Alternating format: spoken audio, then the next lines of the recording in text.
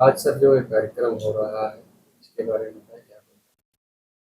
आज हम लोगों ने आज की बड़ी विशेष महत्ता है धर्म के अनुयायियों को।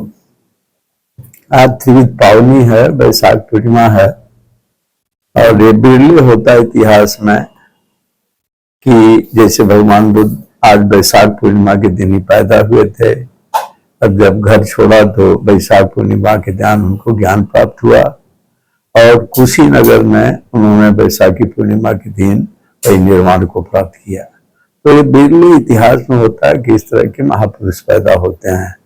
भगवान बुद्ध ने कहा था कि बुद्ध का मतलब, बुद्ध जब कहते हैं तो बुद्ध भगवान बुद्ध से मतलब नहीं हो, कहते हैं जागृत व्यक्तियों का।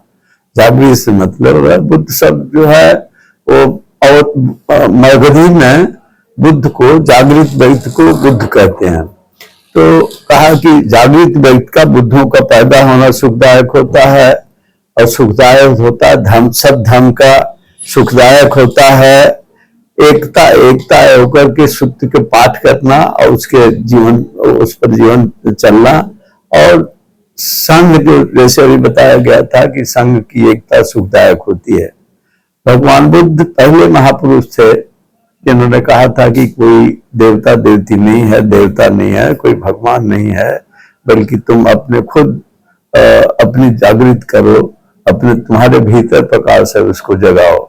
तो इस तरह से आप देखेंगे कि भगवान बुद्ध पहले महापुरुष थे जिन्होंने भगवान की सत्ता को नकारा था और आत्मा की सत्ता को नकारा था। कहा था कि नहीं, एक ही जिंदगी है और ये जिंदगी खत्म हो जाती है।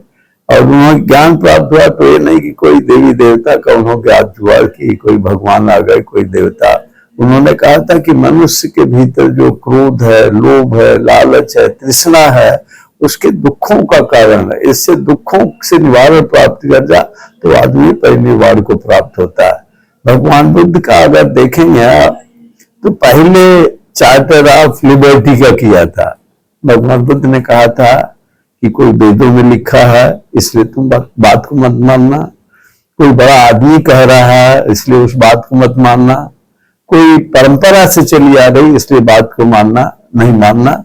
उन्होंने कहा था कि अपने विवेक को इस्तेमाल करो, अपनी बुद्धि को इस्तेमाल करो और देखो कि ये लोक हित में है कि नहीं, बहुजन के हित में है कि नहीं है, और देखो कि इससे कितने प्राणियों का सुख है या नहीं है। उसको दूसरा कहा था कि उसको तर्क की कसौटी पर खोजो। सब हर एक आदमी के पास विवेक होता है, तर्क होता है, उसकी कठौती उसको मापदंड, उसको मापदंड पर देखना चाहिए। अगर तर्क संगत है और लोगों के लोक कल्याण के लिए लोगों का हित है तो उसको मानना और अन्यथा नहीं मानना। अब देखे हैं कि हमारे देश में भगवान बुद्ध पैदा हुए थे, इसी धरती पर वो परिनिर्वाण को प्राप्त हुए थे और ये धर्म पूरे दुनिया में हो गया।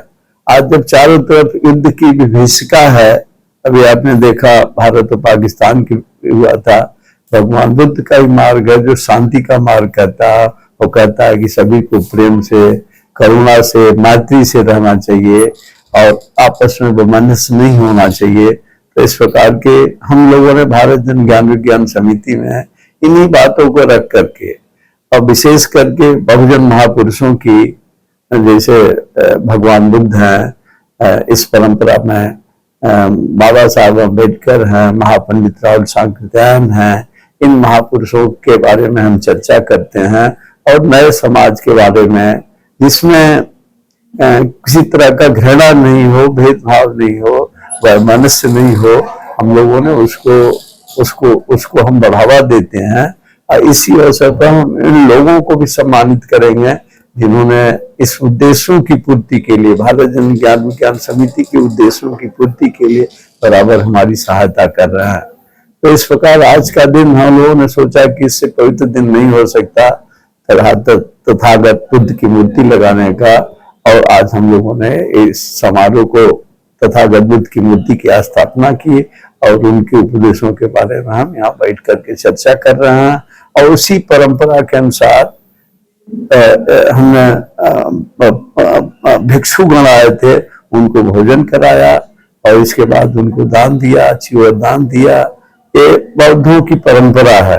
भगवान बुद्ध खुद से भोजन ग्रहण करके भिक्षा मांग करके भोजन करते थे और कोई लोभ लालच नहीं थी। और सभी मानव जाति को कहा, दान की बड़ी पुरानी परंपरा, जब दान आदमी देता है तो उसमें समाज का हिस्सा है, वो समाज को देता है, वो देता है, कोई उपकार नहीं करता, बल्कि जो समाज उसको